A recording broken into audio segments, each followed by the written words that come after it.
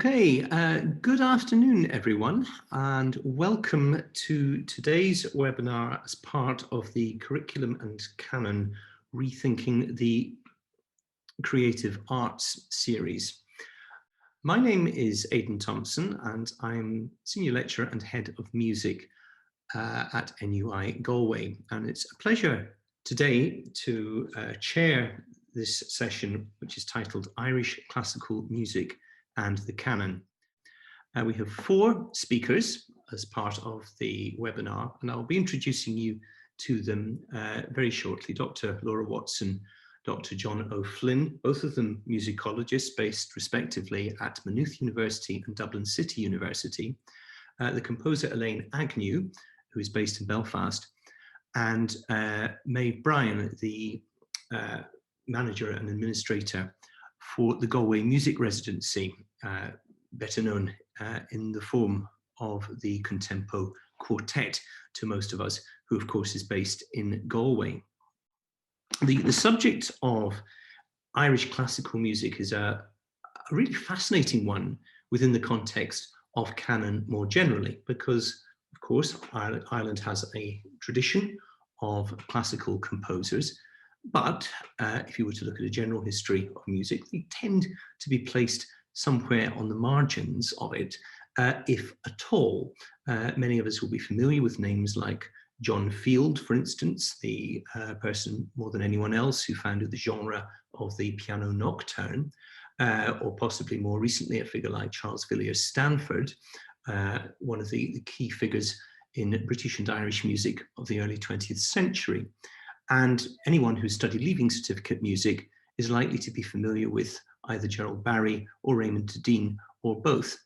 But the question of this marginality of Irish music within the classical canon, and to some extent also classical music within a canon of Irish music that in most people's minds, certainly outside musicology, is identifiable largely with Irish traditional music, and perhaps increasingly with Irish pop and rock, makes it an interesting topic for discussion as far as the curriculum is concerned and the particular role played by the classical canon and indeed the Irish canon within the music curriculum. So with that in mind, I'd like to introduce you now to the first of our 4 speakers, who is Dr. Laura Watson. Laura is Assistant Professor and Deputy Head of Music at Maynooth University. She's published widely on the late 19th century and early 20th century French composer and critic Paul Dukas, best known to many of us as the composer of The Sorcerer's Apprentice, and her output includes a 2019 monograph on Dukas.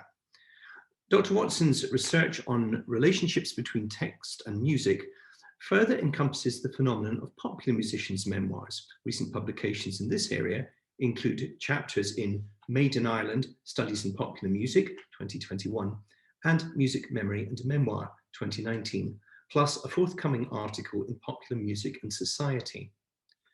Current projects focus on women and gender in music. In addition to publishing on the Irish musician and poet Rhoda Cockell, Laura is co-editor of the forthcoming volume Women and Music in Ireland 2022. In 2017, she co-founded the Sounding the Feminists working group. She is involved in collaborative projects between Sounding the Feminists and organisations such as the National Concert Hall. So please welcome Laura Watson. Thank you very much for that introduction, Aidan. I'm just going to share my screen. Okay, hopefully everybody can see that. So good afternoon. I'm delighted to have been invited to speak at today's event. I'd like to thank the organisers, particularly Ciara Murphy and Aidan Thomson, for facilitating this. As today's webinar explores how we can embed Irish composers into music curricula, I want to discuss my experience of engaged research projects, where the aim has been precisely to remake the classical and contemporary art music canons. Now, I've been doing this work under the banner of Sounding the Feminists. So I'll just say a few words about Sounding the Feminists. As has been mentioned in the introduction, this group was founded in 2017. It began as a movement to campaign for gender equality in music across the island of Ireland. A working group was elected. It originally comprised Karen Power, who is the chair, Anne Clear, and Amanda Feary, who of course is now here at NUI Galway. It also comprised Jennifer O'Connor Madsen and myself. Over the years, we've had one or two temporary members step in. At the moment, Karen, Anne, and myself remain the active working group members. Ciara Murphy was also hired as a research associate for a gender audit project, and this collaboration was between STF and the Contemporary Music Centre, and it was funded by the Arts Council. So, as you might imagine, the STF drive to remake the music canon has been fueled by a gender equality agenda. It's our mission to ensure that women composers are better heard in the concert hall, on recordings, in opera houses, and so on. What I intend to do now is outline some of the key learnings from selected STF projects. While these focus on the gender issue, I believe that our strategies are applicable to wider endeavours to transform art music canons and curricula. I hope that some of these will be useful to those of us who are making efforts to reimagine the canon in all kinds of ways, including a kind of a reimagining of the canon so that it better encompasses Irish classical and contemporary composers, both women and men. Funding from Creative Ireland and the National Concert Hall enabled STF and the NCH to form a partnership initiative. As part of this, in 2018 to 19 and in 2019 to 20, we co-curated an annual chamber series that focused on women composers. Fundamental to these series was a commitment to thinking beyond the canon. And in doing this, we had to secure buy-in from other people. First of all, we had to find performers who were willing to learn new repertoire. And sometimes this was repertoire which had been so neglected that scores were difficult to locate, or they were only extant as manuscripts. Secondly, we had to manage audience expectations and think about commercial considerations. How could we, as curators, design concerts to attract the National Concert Hall's core audience? How could we entice them in the door to evenings of largely unfamiliar music? On reflection, perhaps our most effective strategy, one which I think can be applied to university curricula, was the contextualization of these new listening experiences. Some of the concerts we structured in such a way so that audiences could anchor unfamiliar composers in relation to those they already knew. So if we take, for example, the first concert in 2018 to 19 was performed by the Fidelio Trio. It opened with Clara Schumann's piano trio in G minor. The violinist Dara Morgan naturally mentioned Schumann's husband in his introductory remarks about the composer's music. As another example, the third concert in that series more explicitly situated unfamiliar women composers in relation to their better known male peers. The theme of this third recital was the French Belle Époque. It featured music by Claude Debussy, alongside repertoire by relatively obscure figures such as Cécile Chaminade, Mélanie Bonny, and Lily Boulanger. In my pre-concert talk, I highlighted how Bonny had studied alongside Debussy in the same composition class at the Paris Conservatoire. I then mentioned how gendered social norms had forced Bonny to submit to an arranged marriage at a very young age. She also had to raise a large family and abandon composition for years. In these kinds of concerts, our strategy in some ways was one of navigating around the canon rather than setting ourselves against it. In some ways, it echoes what the feminist music scholar Karen Pendle has called an add and stir approach. This add and stir approach to the canon can be problematic in some ways, as people like Marcia Citron have also acknowledged. So to extend the cooking analogy, the add and stir method may add some new flavor, but it doesn't question whether the basic recipe was correct in the first place. Most of the recitals in both series, however, solely comprised music by women composers. We had to weigh this decision carefully. While the quality of music was impeccable, it was challenging to present very unfamiliar programs to audiences more accustomed with the canon. Selling some concerts sometimes meant leaning on the caliber of performers involved and occasionally exploiting local connections, such as noting when a concert featured a work by an Irish composer. The final STF project I'll mention today is the Recording Award. This is something that I conceptualized with the NCH in late 2020. It was kind of a response to the pandemic when we realized that the chamber series would be unviable in 2020 to 21. So the winner of the Recording Award was the Irish composer Finola Merivale. She'll be working with ensemble collaborators to record an album of her compositions. I was really glad STF could support such work because having access to recordings is an essential part of the toolkit for remaking the music canon and reimagining the curriculum. Composers who are never or rarely recorded are challenging to teach, but it doesn't stop us trying. So let's take the example of Dubliner Rhoda Call, for example. She was active as a composer in the 1920s to 40s. While RTE and the CMC have archived a few recordings of her compositions, we had to wait until February 2021, that is just last month, for the first commercially available recording of any of her compositions. The Canadian pianist Deborah Grimmett has just released an album which features calls Gaelic Fantasy. But following the model of the STF Recording Award, I think there is some exciting potential for a reimagined curriculum here.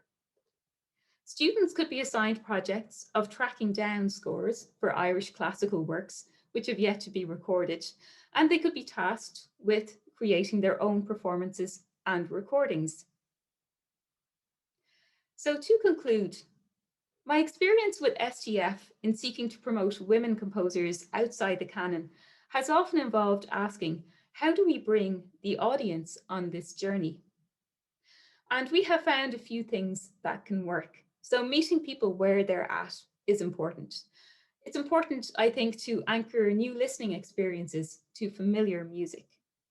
It's also important sometimes to culturally and socially contextualize relatively unknown composers and to explain perhaps these gaps of creative activity in their lives.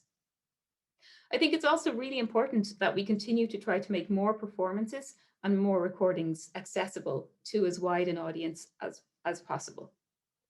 So I'm hoping that these 3 steps will provide some useful ways of thinking about how we can better incorporate Irish classical and contemporary art music into our curricula. Thank you for listening.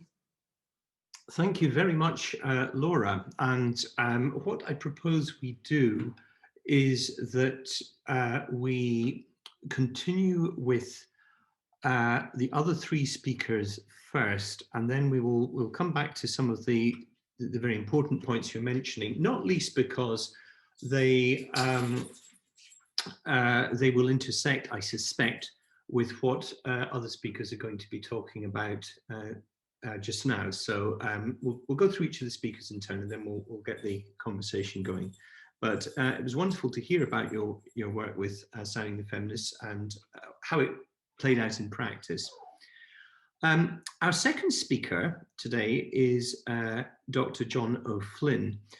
John is Associate Professor of Music and current Programme Chair for the MA in Music at Dublin City University, where he teaches courses in popular music, film music, music sociology, intercultural music transmission, choral and group performance, and solfège and music techniques, and also supervises student research to doctoral level. He was previously a lecturer in music at Mary Immaculate College, University of Limerick, and then lecturer and head of music at St. Patrick's College, Dublin City University. He's a recipient of research fellowships from the Irish Research Council on Foras Fasa and St. Patrick's College. He's also the incoming president of the Society for Musicology in Ireland, a post that he'll be taking up later this year, having previously been the chair of the Society for Music Education in Ireland, a unique double.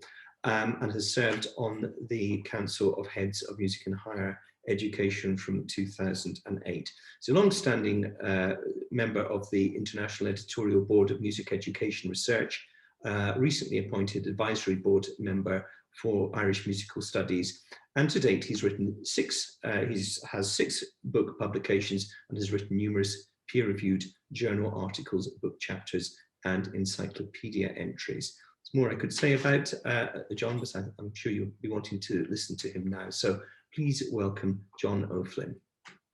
Thank you very much, Aidan. Okay, so good afternoon, everybody. It's really great to be here, with many thanks for the invitation by Dr. Aidan Thomson and Dr. Ciara Murphy to participate in this webinar and series, and to Sarah Hoover for the tech management. I'm honoured to be a panelist today alongside composer Elaine Agnew, whom I've had the pleasure of meeting in various contexts over the years, my colleague in musicology and higher education, Dr. Laura Watson, with whom I've collaborated more recently on several publication projects and on community work, and with Maeve Bryan, who I haven't met before, but whose events curation and work with resident musicians resonates with a small part of my own work, which is management of the Fidelio Trio Winter Chamber Music Festival at DCU and our Lunchtime Concert Series. The latter I will be touching on briefly at the end of this short talk. So I'll be considering the overall webinar theme of the series before zoning on Irish classical music, a term that for me largely refers to concert music. In an Irish context, this goes back at least to the early 19th century and up to the present day, though of course Sean O'Riordan famously referred to an hourly based Irish classical music of the pre-modern Gaelic aristocracy. The dominant historical canon of classical music doesn't generally include Irish composers, as Aidan said, or at least hasn't until relatively recently. Moreover, cultural national associations between classical music and Ireland have a rocky historical past, to say the least. So this image, taken from David Leon's Ryan's Daughter, a film from 1970, shows a rare instance of an Irish-themed film of the 20th century depicting classical music. The school teacher Shaughnessy and his young wife Rosie are amicably represented in domestic bliss, their enlightened pursuits of crafts accompanied by gramophone playback of Beethoven symphonies. And the composer's canonic status is reinforced through the bust on the mantelpiece. For anyone who has seen the film, it all goes horribly wrong, of course, with original score composer Maurice Jarre deconstructing material from Beethoven as the school teacher's ordered world later falls apart when realizing his wife's infidelities. Fast forward to the late 2010s, and as these volumes collectively suggest, there is a sense of a need for change in higher education and music, traditionally the bastion of a classical canon that not only privileged European and other Western concert music, but in many instances confined its historical range from the Baroque to the early 20th century.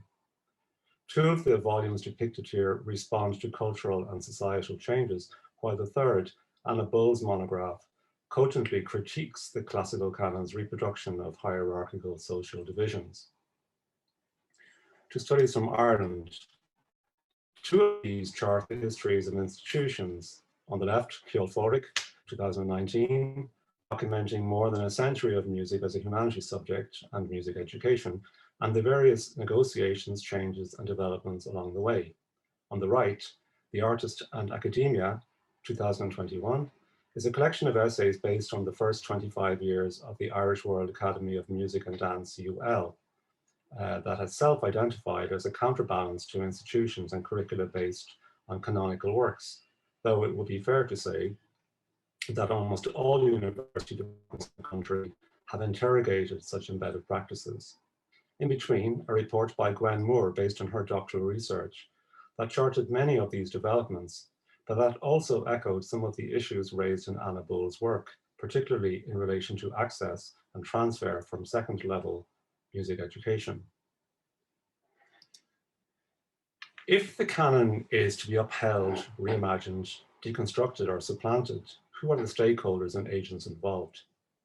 Here I've included a list of scholarly organizations that at first seem like a divided sector, classical, traditional, popular music interests, and so on. But this actually belies an increasing interdisciplinary field of music scholarship as evidenced by the SMI's inaugural Harry White Doctoral Medal awarded to Dr. Bláithín Duggan of TCD last October for her research on paramusical language by the Beatles. Bláithín's thesis is highly original in its analytic approach, a scholarly orientation that she in fact developed during analysis of classical music modules in early degrees at UCD. Many here will be aware of the Teaching Council of Ireland's requirements for arts graduates entering second-level teacher education programs, and I've listed the published requirements for music at the bottom of the slide. A new draft document that has been out for a couple of months suggests including counterpoint beside harmony, something that has even surprised those of us teaching theory and techniques in classical style, given its specific Eurocentricity in a time of increasing demands for equality, diversity, and inclusion in higher education. However, several of the organizations listed above, CHIMI, ICTM, SMI, and SMEI, are currently in the process of drafting a response that pragmatically tries to work with the TC framework, seeing how it might be nuanced without rejecting counterpoint and other broader canonic aspects. They, or we, suggest, quote, a broader term such as music writing and arranging for two or more voices might have more potential to include practices from a range of music genres, both historical and contemporary, end quote. And then we go on to give some specific examples. So many of us involved with delivering arts degrees recognize the importance of maintaining dialogue with the Teaching Council, given that education is a clear choice for many of our graduates. But in light of societal changes and many other career routes, should it be the only professional body? A more broad-based view of music in HE, agreed by members of the Council of Heads of Music in Higher Education, thereby representing all of the institutions, is contained in a website and video from 2016, promoting a wide range of music courses in Ireland. So we'll have time to look at it today. So now I come to problems facing those designing courses and teaching music in higher education. And I think that the terms on this slide sum up several challenges, as well as areas where we might strive for balance. There are so many possible perspectives and content areas, and so many pitfalls with regard to inclusion and exclusion. For example, economically informed music education of many music lecturers, including myself, be unquestioningly reproduced in contemporary contexts? What other ways can restrictions or otherwise of the canon operate? For example, in how we listen to music. This is a question much earlier in Bob Quinn's experimental film featuring composer Roger Doyle, or in early scholarship by Micheál O'Sullivan based on his PhD, where he compared between what he described as classical ears and traditional ears listening to the same piece, in the case of his work, the highly individual fiddle style of Tommy Potts. Finally, and very briefly, I'd like to share some recent course developments for music in the Joint Honours BA program at TCU. Out of 90 credits overall for music, 35 go to musicology, spread out over 6 modules. One of our fairly recent innovations was to have a 12-hour unit dedicated to Irish art music, as it's termed in our module, alongside 2 completely different topics within the same module. On the one hand, this very mix and the inclusion of classical music from Ireland challenges the established canon. On the other hand, it reinscribes it into a reimagined history by national agencies and by ourselves as an academic institution. And you might notice some symmetry of my inclusion of the original plaster for a bronze bust for Frederick May with that of Beethoven in the scene from Ryan's Daughter. So to my last slide, which attempts to give you a snapshot of how the exigencies of redesigning our performance modules for this year led to some curriculum development.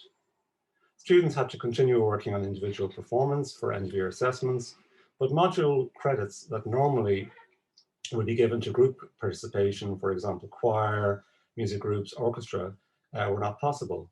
And this coincided with changing the lunchtime concert series that I run to pre-recorded formats via live YouTube premieres. Module components previously reserved for group performance now involve different student engagement with concerts, including recorded interviews with myself and the performers, and new lectures new lectures that arose from performer and composer perspectives, with some musicological elements, but not done so systematically, more organically. In the case of contemporary Irish music, flautist Lena Antonovska enables students to listen and engage differently with new music. And her concert included pieces, several commissioned by her and funded by the Arts Council, by Amanda Feary, Colm O'Hara, Judith Rain, and Donncha Dennehy, and a collaboration with sound designer Lucia Kilger.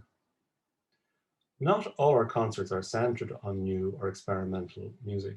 More recently, Aoife Nic Achliach performed Bach's D minor cello suite, and Martin O'Connell and Mary-Louise Bowe plus guests presented a concert largely in folk and trad styles. But in both of these cases also, the programming and discussion brought fresh perspectives and new directions for study. There's a randomness about lectures and workshops based on artist programming and on lectures based on interviews and programming that magically interrupts the canon, not only through new forms and practices, but also through the ways we engage with various producers and genres of music. We've yet to actually complete the first full run of the module, which I co-teach with my colleague, Dr. Aisling Kenny, and there are other components I haven't discussed today, but it's something that has already inspired our university teaching and that we hope to reflect on more substantially in the near future. Thank you very much. Thank you very much, John, and a lot for us to think about there.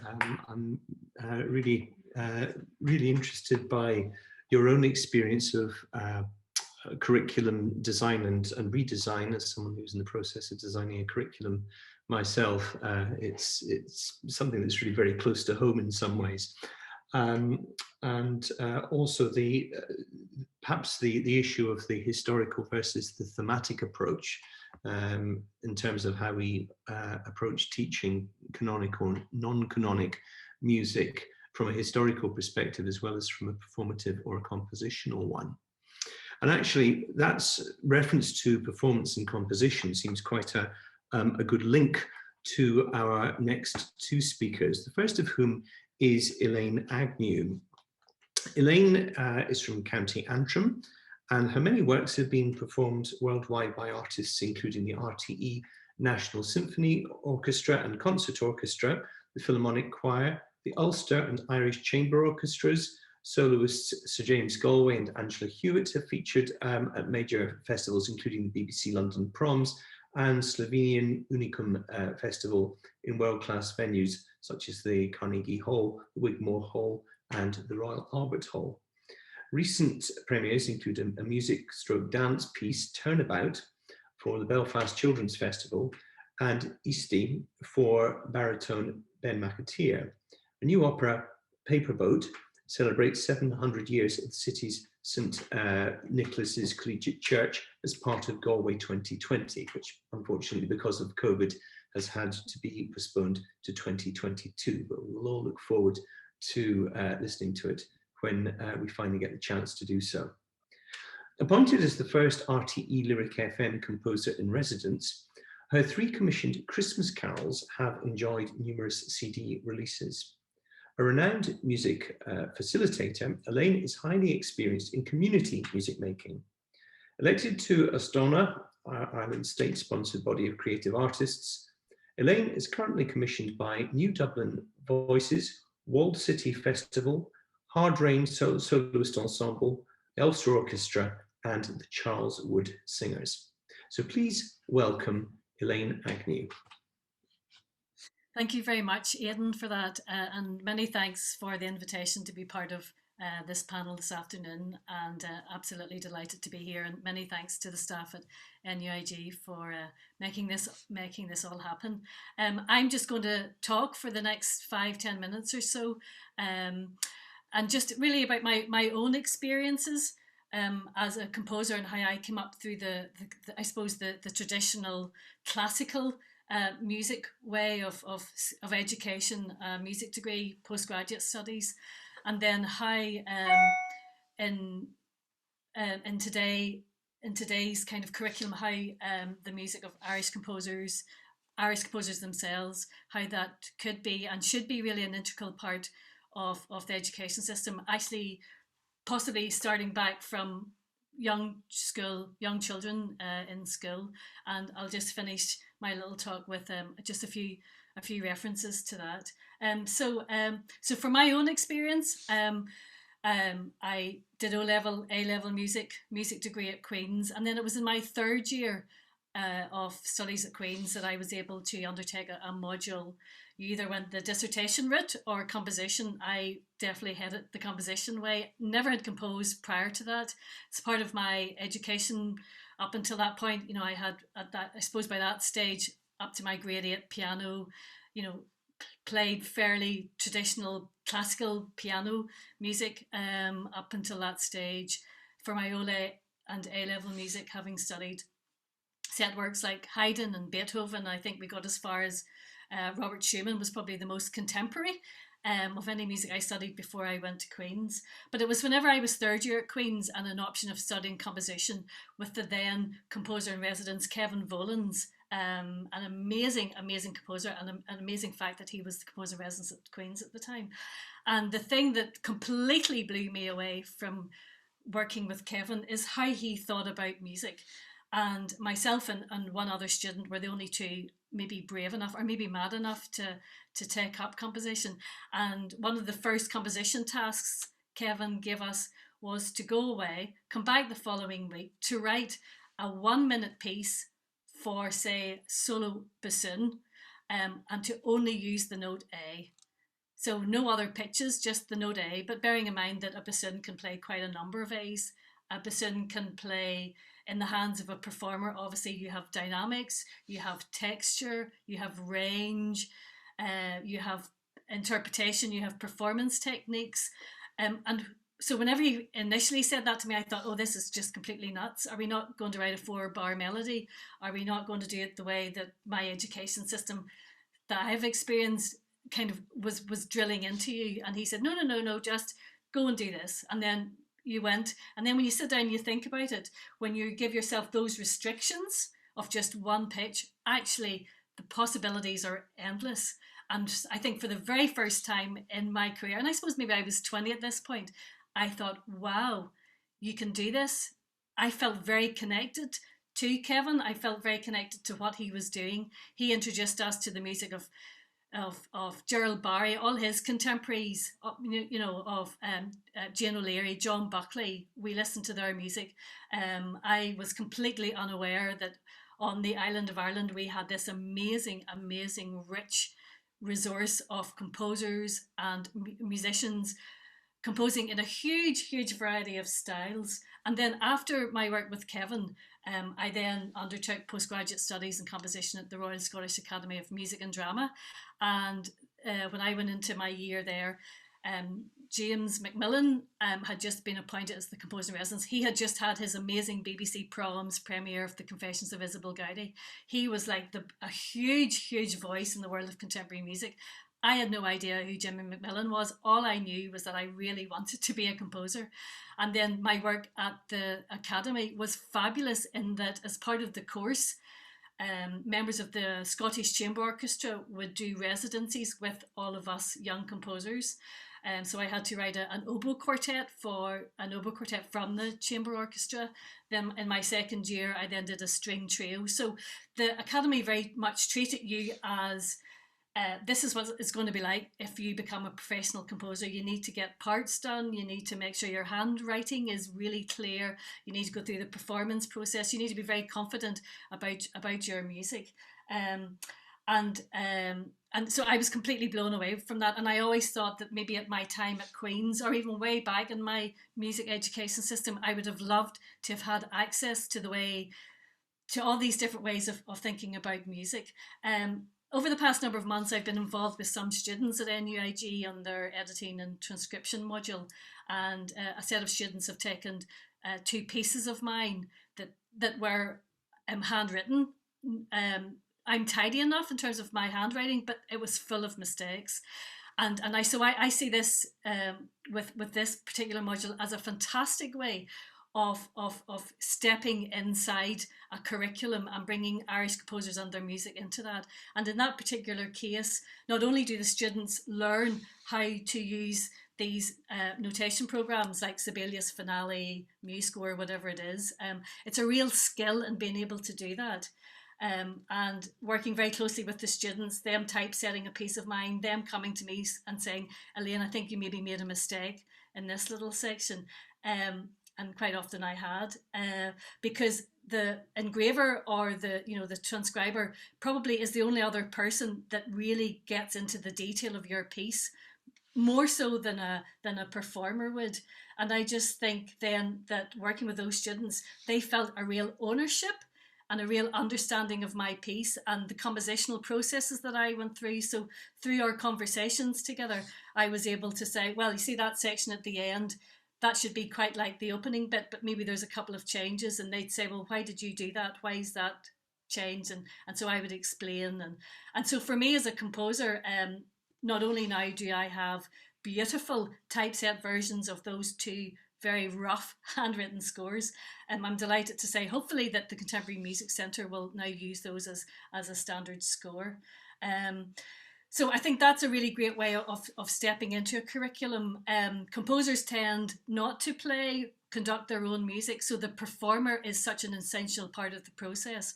And I have such amazing positive experiences of as a student at the Academy, working very closely with performers who not necessarily had chosen to undertake a module in contemporary music performance, but it was very much open to all performers. And you very much, I suppose, made friends with people, and then they would say, oh, would you write me something? And in quite a lot of cases that would have happened. So I think a connection with students, that they sense that this is something that they could do as well, a possible career path for them, I think is really important. So it's really, really connecting with the student. Irish composers, there's a huge variety of styles, from contemporary classical, I suppose, which I would kind of fall into, to being influenced by Irish, jazz, electroacoustic, tape, cross collaboration, multimedia. I think it's very important that as a student that you should be able to consider this as a career path as well.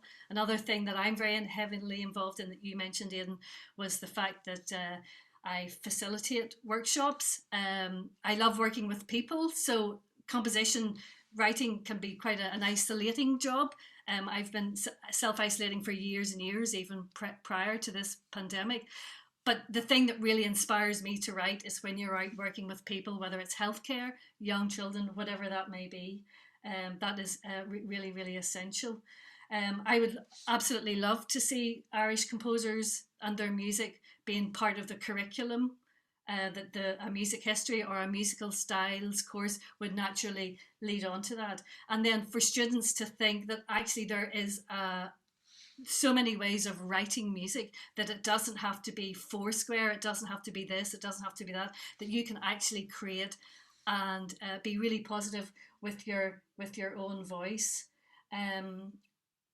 Being able to collaborate with other art forms as well. I've recently been involved in a dance project where I worked with 4 contemporary dancers in the creation of a piece, was just absolutely amazing. So, and I think as well, composers being able to have that, whatever way that would work, like a one-to-one or somehow to be involved in part of the course, so that students can see that composers are living people, that we're all very normal. We just have a slightly weird occupation, but that we write, we want to communicate, not only with our listener, but with people that might be studying our music. But for me, I think just a really important thing to finish off with is just to say that knowing all the history of music and having had that very rich traditional classical upbringing for me was really important to learn the rules as such, to know when you're doing Bach chorales, don't double your thirds and no consecutive fifths. When you're studying Webern and his tone rows, or the modes used by Messiaen, that you learn all of that. And then at a point you turn around and then you can break all those rules, and then you incorporate that into your own voice and I suppose create a confidence. So it would be fantastic to see composition being part of a taught curriculum. And just to finish off by saying, I was in a wee primary school in Wicklow a few years ago, and I was there to do a project, and the teacher said, Elaine, I'll take you into the class and introduce you to everybody. And she took me in, but she was very cagey about saying my name or about me actually starting the workshop. And she said to the class, okay, class, before we start, this is our guest for this morning. Let's start. Does anybody here know the name of a living Irish composer? And a little girl stuck her hand up and goes, oh yes, we know a composer called Elaine Agnew. I was so shocked that this little girl said my name. And then the teacher said, and could you all sing something by Elaine? And then suddenly they all stand up. This is February. They all start singing one of my Christmas carols. And I was so blown away. And then when the teacher said, here's a big surprise, this is actually Elaine standing here. And it was such great fun. So I think it's not just at university college stage, it's tracing it right back and getting composers and their music, and that new way of thinking, a different way of thinking about making music, is really, really, really important. So I think that's me. Thank you, Aidan. Thank you, everyone. And thank you very much, Elaine. And it's what a wonderful and heartening story to finish with. And I think what you're saying kind of bears out just how far things have come, not just in Ireland, but elsewhere. I don't think I could have imagined at primary school age meeting a real composer, because real composers were people who lived elsewhere, and probably were dead. So thank you very much for such a wonderful presentation. We'll come back to some of the ideas that you've raised quite soon now, but first of all, I want to introduce our final speaker, who is Maeve Bryan. Maeve will be known to many of you, I'm sure. She's a native of Galway. Indeed, she is a graduate of NUI Galway. She graduated with a degree in English and philosophy, a double 1-1, and a master's in ethics, culture, and global change, also 1-1. Following time in publishing and in the language industries, she is now a dedicated arts professional. She originally joined the Galway Music Residency, or GMR, team as Communications and Administrations Assistant in April 2016, and progressed through the organisation to take on the role of General Manager in 2018.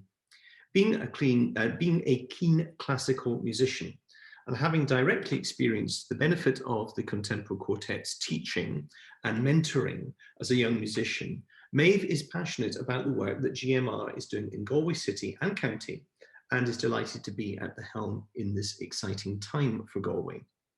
Outside of her role with GMR, she is also a colour strings kindergarten and piano teacher and sits on the Galway Clinical Research Ethics Committee. So please welcome Maeve Bryan. Thank you, Aidan, and hello, everyone. Thanks, Aidan, for inviting me to be part of the session, and to the event organisers, of course, for facilitating, and to my fellow contributors for their fascinating insights. And I have to say, it is an honour to speak among such distinguished individuals in their fields.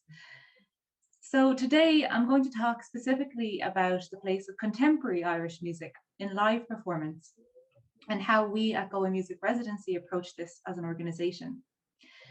I will focus on how we can work towards finding a place for new music within the Irish music canon, which can in turn feed into third level curricula, and vice versa. Galway Music Residency is a comprehensive music programme serving the people of Galway with professional ensemble Contemporary Quartet in permanent residence. Established in 2002, with Contemporary Quartet arriving in 2003, we have almost 2 decades of experience in thinking outside the box to provide opportunities for all to experience music in new and unexpected ways through performance and education programmes. Contemporary Quartet's unique long-term residency in Galway has allowed GMR to develop long-lasting relationships with individuals, communities, artists, composers, and organisations, creating meaningful connections throughout the city and county. At the core of our work has been the goal of softening the barrier that traditionally separates the audience, the general public, from classical and contemporary music and musicians. We present music in interactive ways, in unexpected venues, giving people of all walks of life meaningful experiences of music and encouraging the next generation of music lovers. One of Galway Music Residency's artistic priorities is, and always has been, commissioning and presenting new Irish music. Contemporary music is obviously the music of our time, but it's easy to forget the significance of that and the responsibility that comes with it. If we have any hope of establishing and sustaining a canon of Irish music for the future, we must commission, publish, and perform it now. While we work to recover what we can from the past, we also have the power now to contribute to that canon consciously and carefully. Sorry, I just skipped ahead there.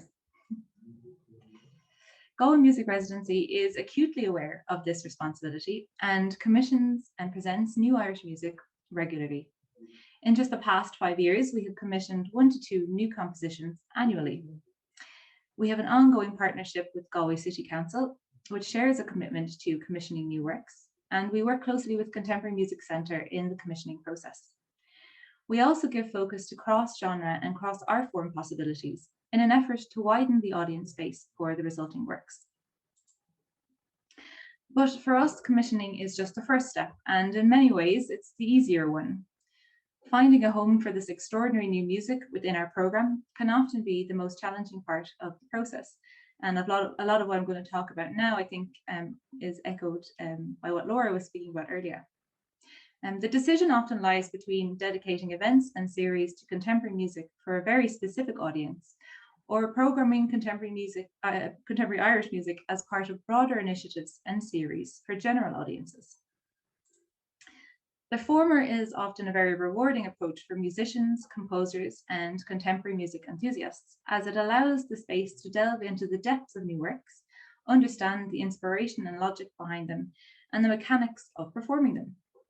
Taking the time to dissect and inspect works, often with the composer in situ, with strong conversational elements, has resulted in some really exciting live events for Galway Music Residency.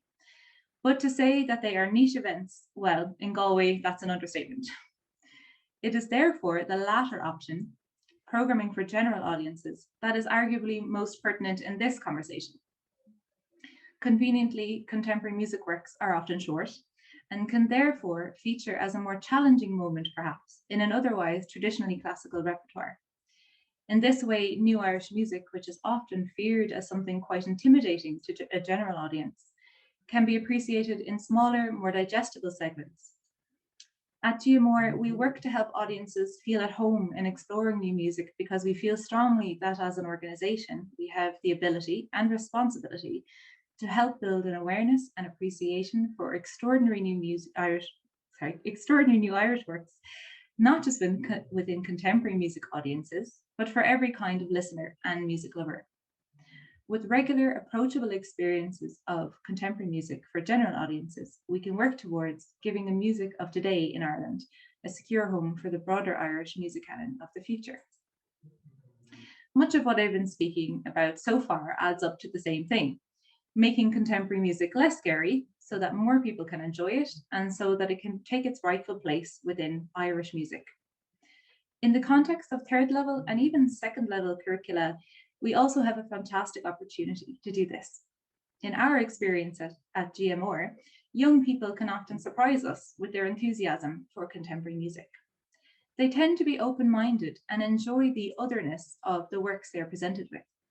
But this is only the case if contemporary music is presented to them as something to be enjoyed and that is approachable, not as something that is difficult to listen to or to be feared. By not shying away from contemporary music when looking at Irish classical music, but instead leaning into that youthful openness, we can begin to reposition new music within the general understanding of what Irish music is. We have a unique opportunity to enrich students' understanding of this type of music with Contempo Quartet in residence in Galway. The quartet is known for its virtuosity and ability to tackle contemporary compositions. Lucky for us, they are also natural teachers. Since the establishment of the BA in Music at NUI Galway, we've enjoyed presenting Contempo in the classroom to bring students' scores to life, and we also do this at second level as well. Contemporary music, as with any kind of music, is more engaging and tangible when performed live.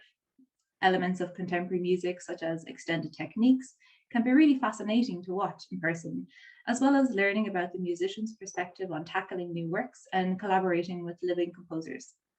So I would argue, granted from an external and non-academic perspective, that third level programs focused on Irish music and which look at contemporary music specifically should incorporate live music in the classroom where possible. Or at the very least, opportunities to attend events featuring this music should be included in the curriculum. But we can go beyond this in exploring where the classroom fits into repositioning contemporary music within the Irish music canon. As well as cultivating engaged listeners, we can position students as practitioners themselves. In learning to compose, students can gain a sense of ownership over contemporary music. In this way, including Irish art music in a third level music program becomes an asset rather than a frustration for students and educators. And in turn, this plays an important role in securing a home for new music in the Irish music canon.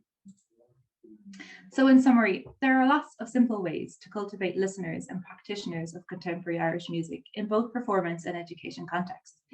And I think it would be to our advantage to begin viewing contemporary music as a positive resource in establishing and sustaining an Irish music canon for the future, which of course has huge implications for the third level curricula. Thank you. Thank you very much, Maeve. And it's of course been a pleasure working with Contempo over the past few years, and I imagine that both John and Laura will have had experiences of working with ensembles as well at their respective institutions. I know that the Fidelio Trio have done a lot of work at DCU. Not sure who's at Maynooth at the moment, but it is certainly from our perspective one of the things that we enjoy most as well. And it's now a case of not just the fact that we would be working with the contemporaries, but what we would be doing as well. Okay, well, thank you to all four speakers, to Laura, to John, to Elaine, and to Maeve for your presentations. I know that there are comments in the chat box as well, and praise for the papers as well, and I thoroughly enjoyed all of them. I would like to invite anyone who wishes to ask questions, please to do so in the chat section. You can do that now. Before we have any though, I'd just like to perhaps have a discussion among ourselves, because as academics this is what we like to do, about some of the broader issues that have been coming through in the various papers just now. One of these is the whole relationship between Irish music within the curriculum and Irish music beyond it. This is something that Maeve you were discussing directly, and Laura as well. And the extent to which, obviously a lot of what we'd be thinking about in terms of remaking the curriculum, we'd be thinking of what we'd be doing within the classroom. But what opportunities are there to get our students coming to events outside the classroom? The kind of concerts run by Sounding the Feminists, some of the events run by the Galway Music Residency and similar organisations as well. We all like the idea of thinking if these events are on, people will come to them. But of course, all students have very busy lives and conflicting demands, not least in music making of their own. So how do we get the balance right? Does anyone have any thoughts on this? I think, thank Aidan, that's a really interesting question. I think that it's a problem probably just shared across university music departments, where not only will it be difficult to persuade students to go to contemporary music concerts, but even to go to opera or what you might call regular symphony concerts.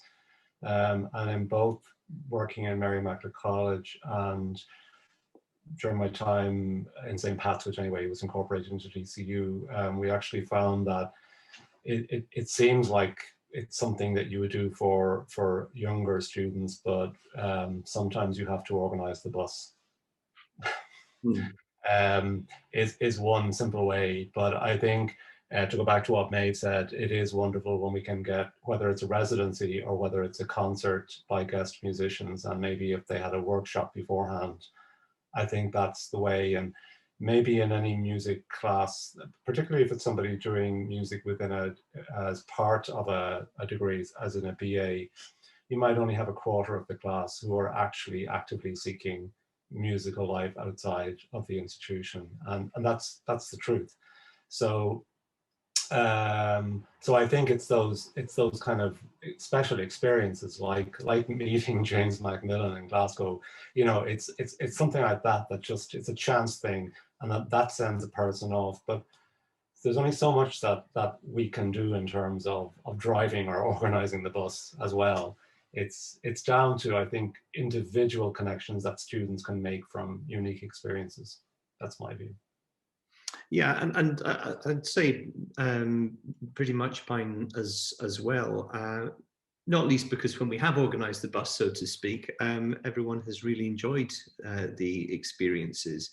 And perhaps the problem, as I say, is that it's conflicting demands in people's times, and in many cases, because our students want to go out and make music, and quite right, they should be making music as well. Of course, we work them so hard during the day that the only time they can do that is in the evening, which is the kind of outside time. I mean, other thoughts on this? Anyone at all? From an organizational perspective, it's something that we've struggled with.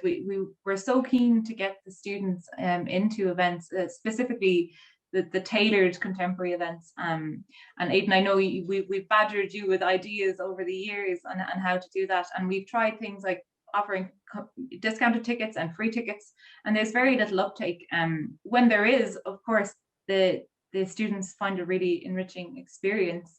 And so it's just a shame not to actually get them into the events themselves. But in preparing for this, I've been doing a lot of thinking, and Aidan, you've got me thinking about some different ways we might approach that, especially considering some of the things we're doing in the classroom with you.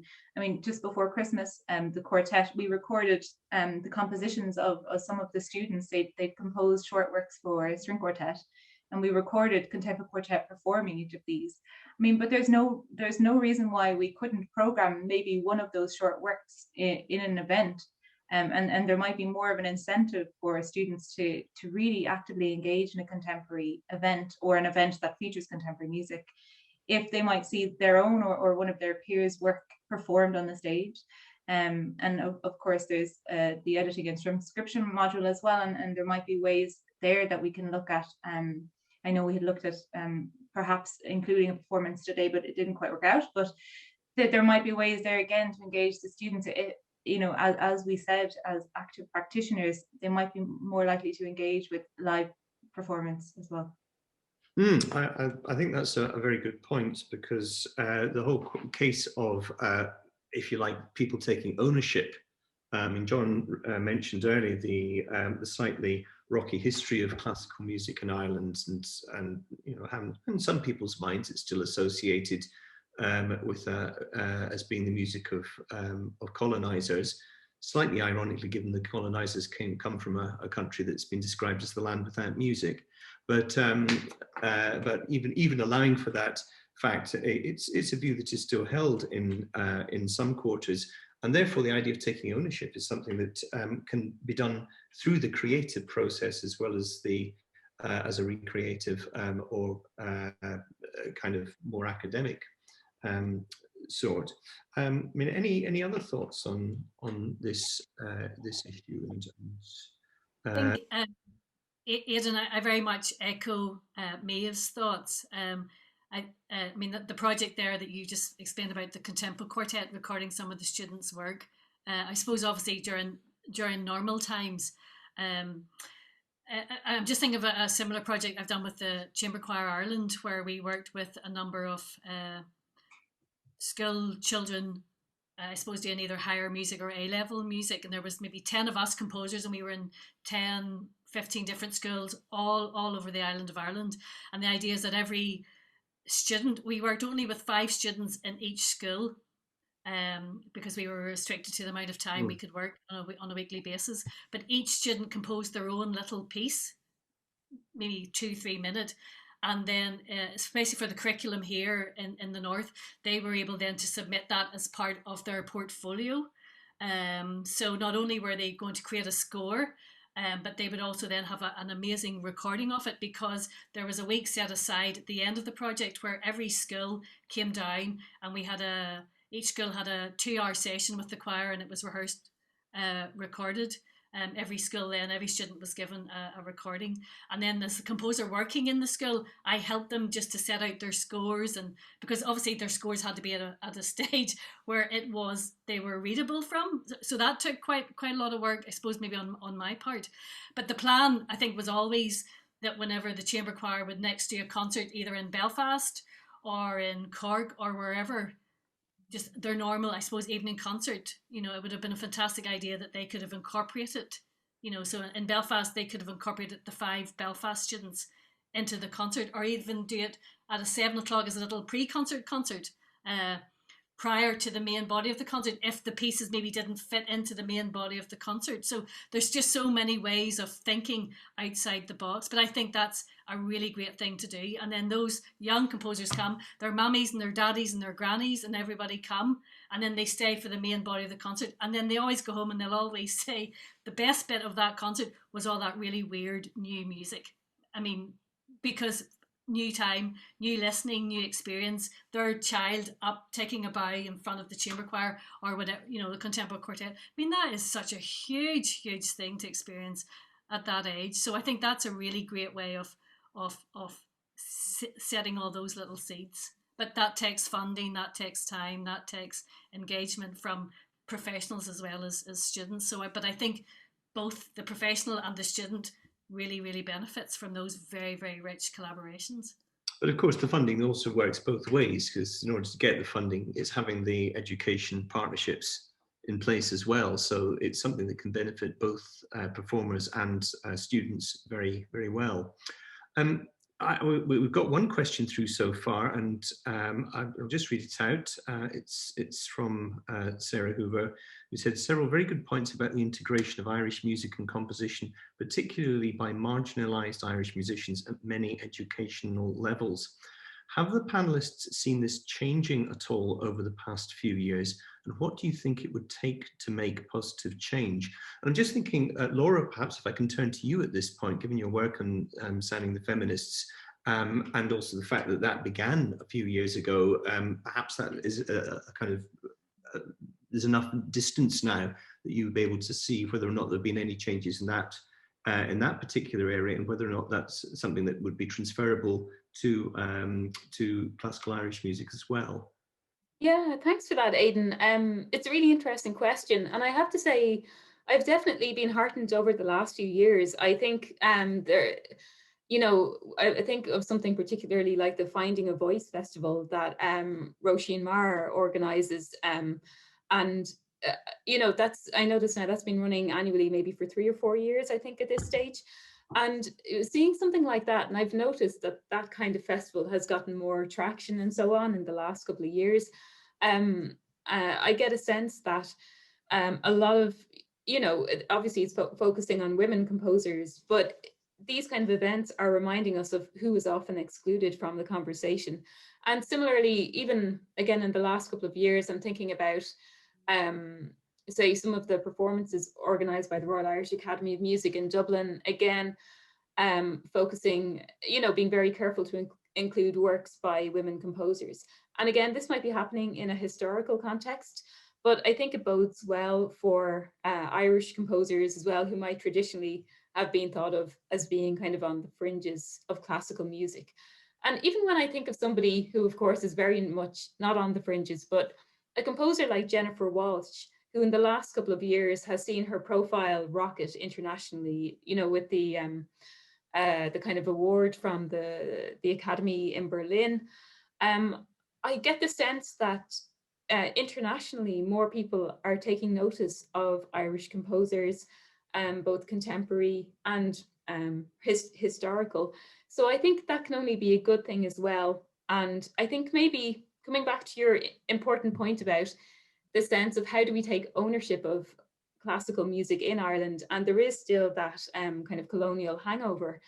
I think, you know, seeing people like, for example, Jennifer Walsh make such an impact, I think it's changing how we think about Ireland and the relationship with classical or contemporary music.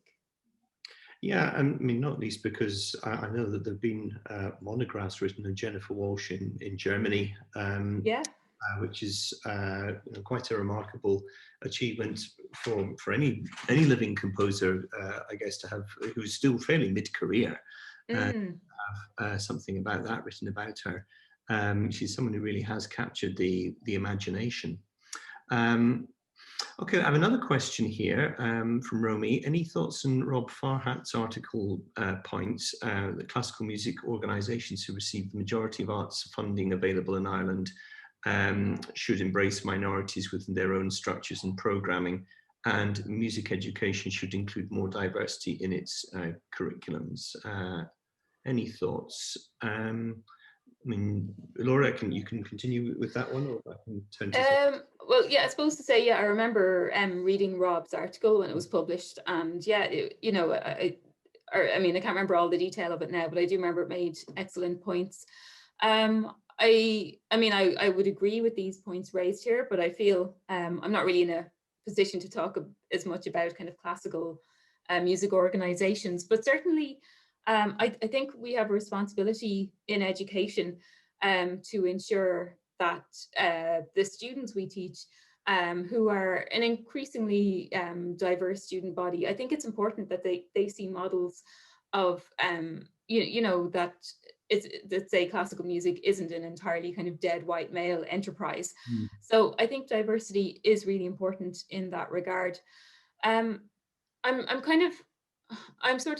trying to think now. I mean, when I've tried to teach kind of classical music in a way that's conscious of you know, diversity, it's probably more focused on kind of mid 20th century historical repertoire, in that, you know, I'm conscious of talking about composers of color such as Florence Price, and as well then talking about Irish composers who, as we've already said, are sort of a minority in a way in the curriculum. But I'm definitely really interested to hear what other people think about how we can embrace minorities within structures and programming.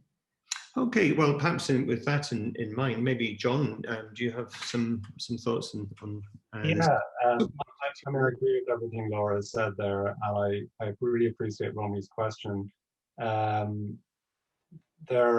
think there's a long way to go. I think that it's not just only in the wake of the Black Lives Matter movement, but I think this is something that really has been urgent for quite some time now.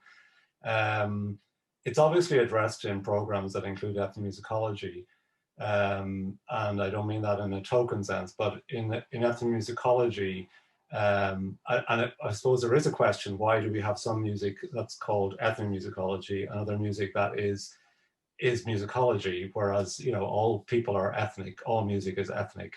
But in an ethnomusicology program or modules, you will study comparative classical music. So there's not just one classical music, there are many systems of classical music.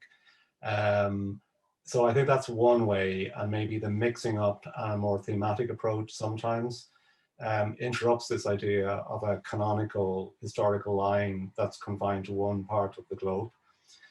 But there's more and more we need to do. So I mean, we even find that we had a recent guest lecture by a PhD student who is from Zimbabwe, and I mean, our students, it's nobody's fault, but their collective experience of music from sub-Saharan Africa was almost nil.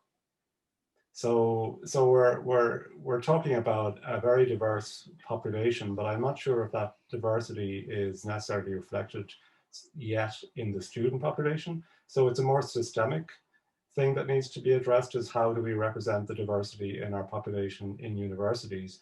And it's even more pressing among staff, where we don't yet, and that's mainly because we don't have enough staff anyway, as you know well. But from a point of view, and I only have a very small part of my job is curating the festival and concerts.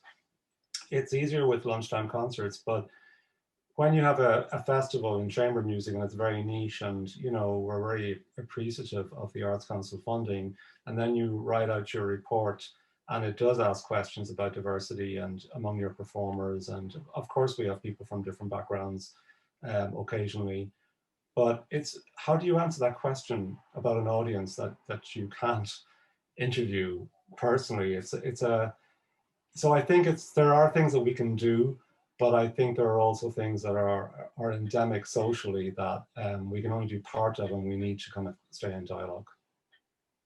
And well, thank you for that, John. It's a very, I suppose the answer to this isn't really an answer to your question of why some music ethnomusicological and some of it isn't. It's perhaps more to do with maybe with the way that we approach that music, whether it's from a more anthropological point of view or from a more aesthetic point of view, for want of a better phrase. But in actual fact, I get the impression increasingly that classical music that traditionally would have been looked at from an aesthetic point of view increasingly is being looked at anthropologically, and vice versa. So it's also a matter of approach as well as repertoire. I mean, Maeve, you have obviously had to, in the course of the past couple of years, you've been in the interesting position of programming contemporary quartet programs from all over the different countries of the EU, which has meant having to program some very marginal composers. I can't remember who you had for the Luxembourg program, but I would suspect that none of them were canonic figures. The whole question of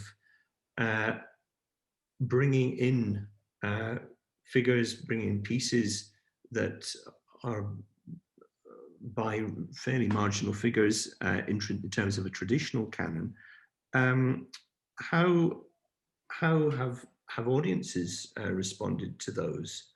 I realise we're moving away slightly from the question of minorities, but I mean, I am thinking that there will be some countries within the EU that are kind of more perhaps traditionally Mediterranean, maybe looking more towards the Middle East, and would be getting onto what would technically count as minorities.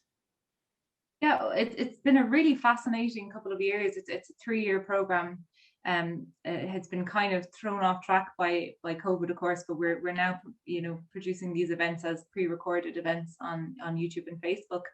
But in general, the audience have reacted really positively to it, and I think in part it's because in advance of this series, we had built up a really good monthly audience for lunchtime concerts. So we had a great base to start with, and I think there was a trust there from the audience that we provide enjoyable lunchtime concerts. I think that's a great place to start. It was for us, and I think another element of that program that has been successful is that each concert is introduced by a native of the country who now lives either in Galway or somewhere in Ireland. And the introduction isn't an academic introduction, it's very much a personal introduction, and the kind of emotional response to the music to be performed in the concert. And it gives a very real and tangible connection for the audience to hold on to that music. So it might be music that they've never heard before, it might be a composer that they've never heard before, and there was a huge amount of music in the program of which that was the case. But if they had that personal connection or story or memory, in lots of cases, they had something to hold on to and to refer to while they were listening.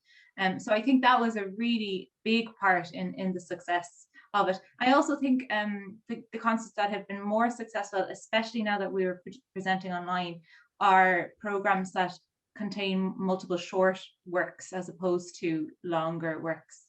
So that's been our experience. An absolutely fantastic series, and a lovely experience for us as an organization to present such marginalized composers and unheard of composers, and we've had some world premieres as well as part of that. So it's been really special. Okay, now the questions on the chat seem to have dried up somewhat, so please, anyone who is interested in asking questions, please feel that you can that you can do so. We're always interested to get as many questions coming through as we possibly can.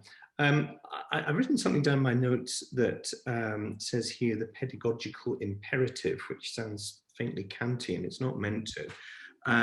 But I've written here, when it comes to students learning about particular Irish music, whether it is through best done through say history or themed modules on the one hand, or through composition, or through performance modules as well. I thought some of the discussions that John, you were mentioning about the experience at DCU of performers talking to composers sounded very similar to what Maeve had described with the contemporaries working with us and performing student works, and also some of the things Elaine was mentioning as well.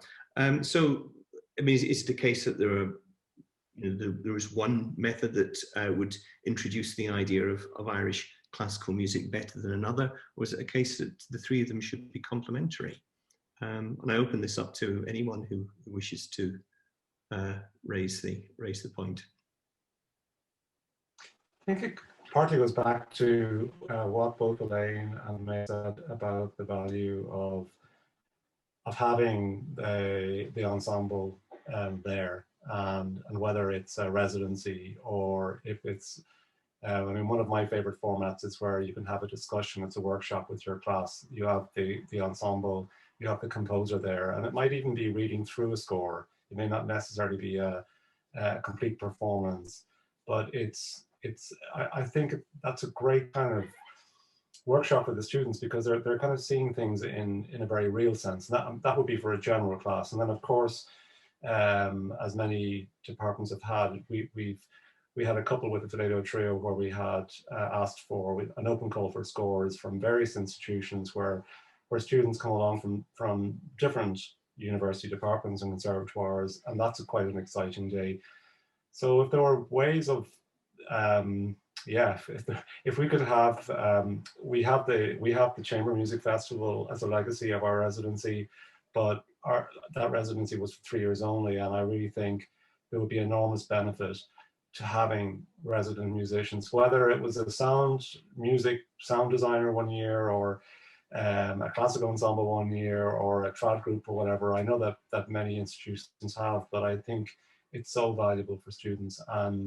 And yes, I think those ensembles that are resident in Ireland obviously are the ones that we want to connect with primarily.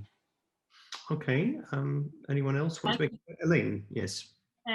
Yeah, just continuing on from John. I obviously having an ensemble in residence, but I think as well, like the composer in residence. Now this obviously wouldn't be suited for every Irish composer out there, but I just have really great and kind of those really inspiring moments. Whenever I was a student at the Academy in Glasgow, and they invited in a composer called Bill Sweeney. He was a lecturer at the time in the University of Glasgow, and he was asked to come in just himself and to prepare a piece that anybody in the academy, whether they were a performer or a composer, anybody, undergraduate, postgraduate, could come to his seminar, and that we would spend a full day together. But he would create a piece in preparation for this and take us through the compositional process, and then by the end of the day we would then do a performance. So he created this project. It's an amazing piece called The Young Morning, and he himself plays basset clarinet. Don't know if you've ever heard of a basset clarinet. I'd never seen one, but he plays one himself. So what he did was he came in, and now there was we were in a big lecture theatre, so actually loads and loads of students came. I mean, it wasn't compulsory. Probably all the composition students were there because it was Bill Sweeney, but quite a lot of the younger performers came along, because they were quite interested in how could somebody write a piece and it's not really finished, but we're going to help him finish it and then play it at the end of the day.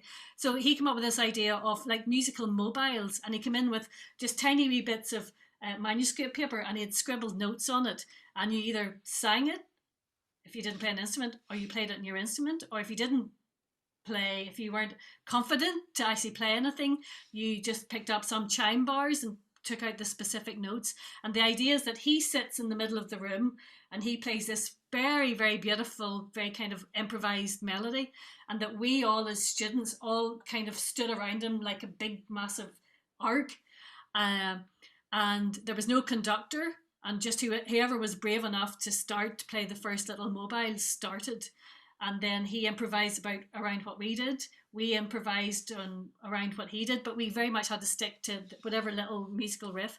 And it could have been something as simple as a da da da. Maybe that was all. That was it. But the idea was that you didn't sing it all the time, but you sang it just when you thought nobody else was going to make a sound. So he took us through this whole process, and then by the end of the day, we collectively all, whatever, over 100 of us all got up, and then we performed this piece that could have been 5 minutes long or could have been half an hour long. But the sense at the end of that of how ecstatic we were all that we were part of this, we were part of the creation of this piece. And I mean, Bill Sweeney then went on since with this piece and has done it with lots of universities and different music groups. But the idea is that you don't have to be a musician to be part of this piece. You could do it in chime bars, you could sing this little riff, but it's all about listening and being part of the event, the occasion. And then anytime Bill ever had a concert anywhere in Scotland with the symphony orchestra or chamber, we were all there sitting in the front row going, come on, Bill! That connection that's priceless, that connection. But he got us to connect with him in a way that he has those skills to do so.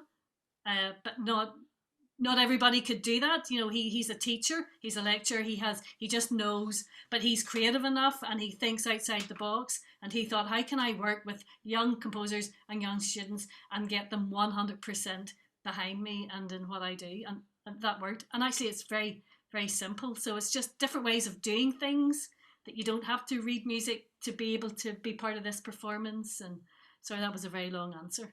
Well, in some I think emphasises again this kind of difference between the anthropological and the aesthetic, perhaps less in terms of how a degree is put together, because what you're describing here isn't necessarily going to be coming to that category, but actually to how music is experienced.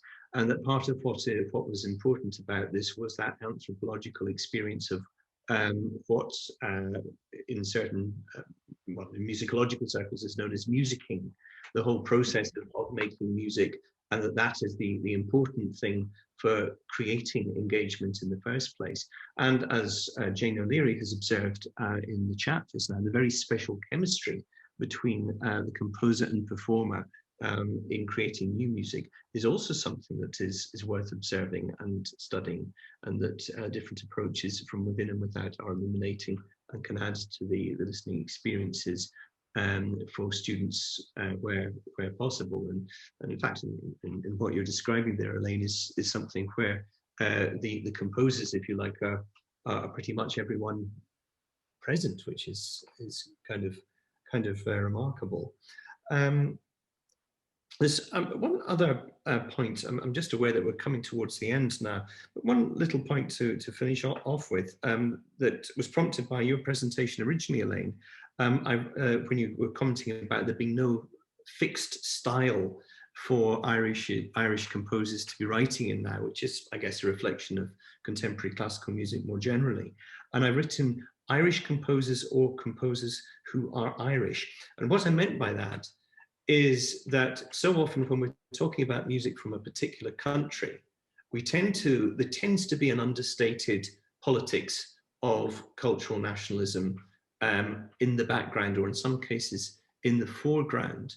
And that's something that I guess with a lot of contemporary music especially is much less the case now, or needn't be as much the case, that it's a celebration of what is done in a particular place, rather than trying necessarily to make a particular point about it, without, of course, preventing people from making such points.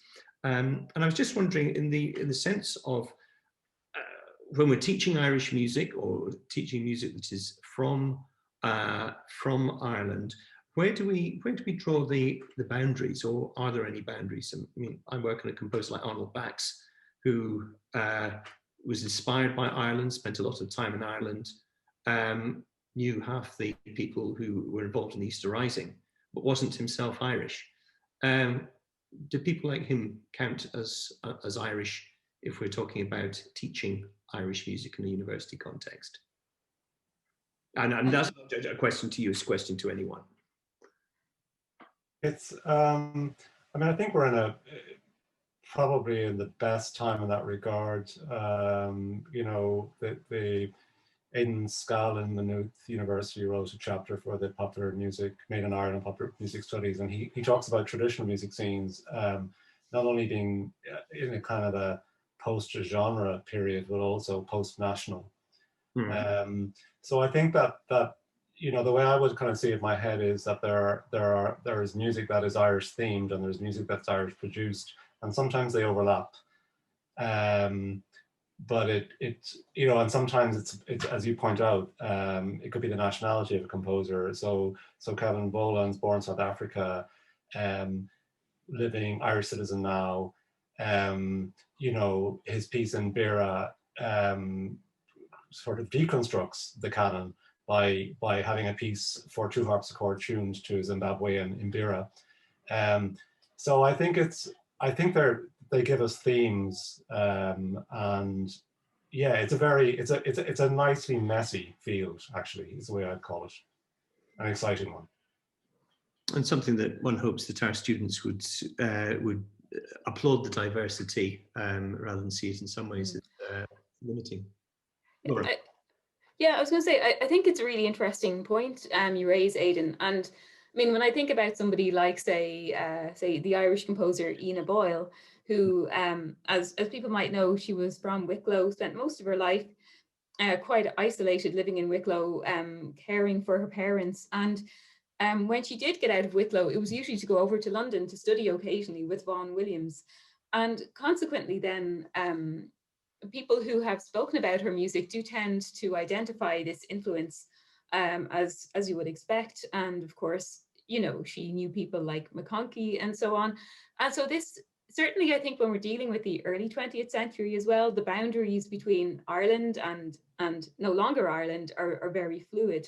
And would we think of, you know, if somebody like Ina Boyle is to be reappraised, you know, like people like Ita Bosang have worked extensively on her music, I think we need to be sensitive to the influences she had that came from beyond Ireland as well. So yeah, I think as John was saying, it's a kind of a messy question, and I think it's good that we're talking about it. Absolutely, and just in that context, I should point out that as part of the editing and transcription module, all the students did do some transcribing of an early, actually no, quite a late Ina Boyle song.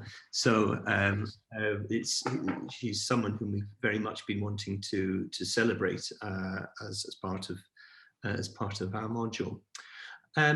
Okay, well, it is now 4:30, so I guess we should probably be wrapping things up. I don't think we've got any more questions coming through, but I'd like to thank everyone who has asked questions, who has made comments. Also, the very positive feedback we've been having from a number of very distinguished people, not least since her book was mentioned by John Gwen Moore, who thanked us for the interesting presentations. I'd like to thank all four of our panel speakers, Laura Watson, John O'Flynn, Elaine Agnew, and Maeve Bryan, for contributing so much to our conversation this afternoon. And I hope everyone who's here has enjoyed it. I hope too that you've maybe got a slightly better idea, some of you who have not had the privilege of doing a music degree, what this involves, and some of the challenges that we're facing. And it certainly, I think, has given those of us who are in charge of running music degrees a lot to think about too, in terms of how we deal with this particular topic. So thank you to everybody, and may I wish you all a very good weekend.